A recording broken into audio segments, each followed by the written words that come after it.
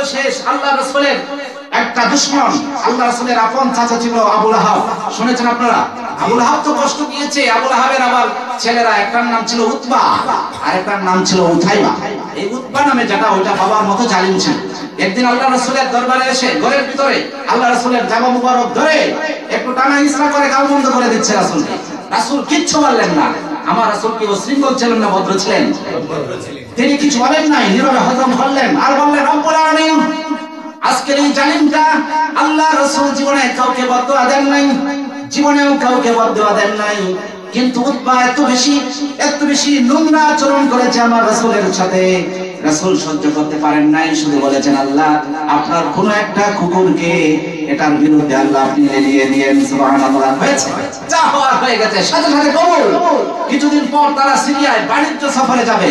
আবু লাহাবও সাথে আছে এবং উতবাও আছে। পিতা পুত্র, তাদের প্রধান পেশা ছিল আপনার ব্যবসা করা। তারা সিরিয়ার উদ্দেশ্যে প্রায়ই ব্যবসা করতে যেত। ব্যবসার উদ্দেশ্যে তারা রওনা দিল। রাত্রি হয়ে গেল, একটা শিবির স্থাপন করেছে, তাঁবু গেড়েছে, ওখানে তারা রাত্রে থাকবে। আবার রাসূলের সেই পত্রটাও কিন্তু মনে আছে।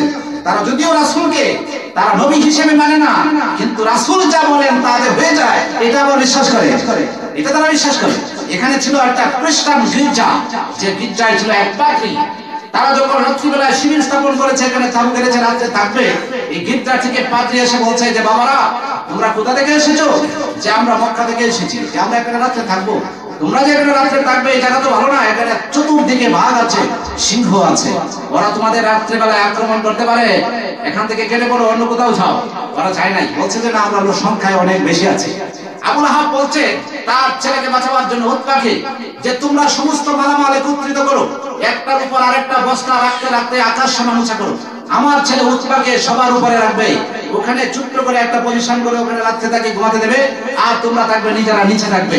রাত্রে যদি কোনো ভাগ আসে, সিংহ আসে, তাহলে প্রথমে যাকে পাবে তাকে খাবে, উপরে যাবে না, উপরে যাবে না, উপরে যাবে না। তাহলে আমার ছেলে সুরক্ষিত থাকবে। মরলে হাজার হাজার মানুষ মরুক, তারপরে আমার ছেলে বেঁচে থাকুক, এরকম একটা প্ল্যান নিয়ে সেই কথাটা বলে ফেললো।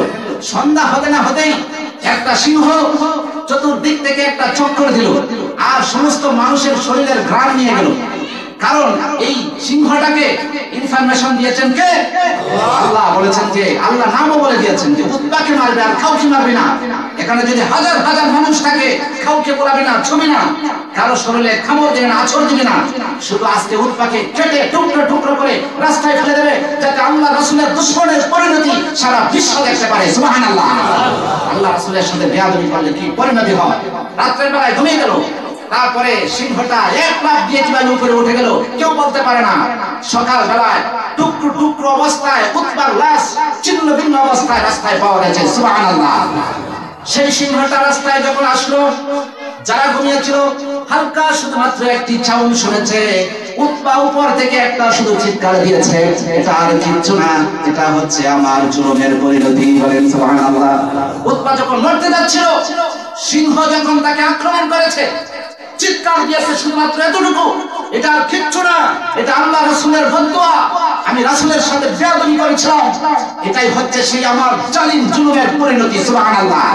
তার সঙ্গে সাথীরা বলেছে, আর কোন চাউন শুনি নাই, উতবার মুখ থেকে শুধুমাত্র এই চাউনটা শুনেছি, এটা হচ্ছে আমার জুলুমের পরিণতি। সুবহানাল্লাহ। তাহলে জুলুম যারা জালিম, আল্লাহ তাদেরকে কিছুটা সময় দেন, কিন্তু আল্লাহ তাদেরকে ছেড়ে দেন না। জালিমদের পরিণতি শুধুমাত্র জাহান্নামে হবে না দুনিয়া থেকে শুরু হবে? দুনিয়া থেকে। যেমনটা শুরু হয়েছে আমেরিকার ক্যালিফোর্নিয়ায়, সমস্ত রাজ্যকে আল্লাহ আগুন দিয়ে জ্বালিয়ে দিয়েছে। এইভাবে পৃথিবীর প্রত্যেকটা জালিমের জন্য বিচার হয়। আল্লাহ পাক কবুল করুন। আমরা বলি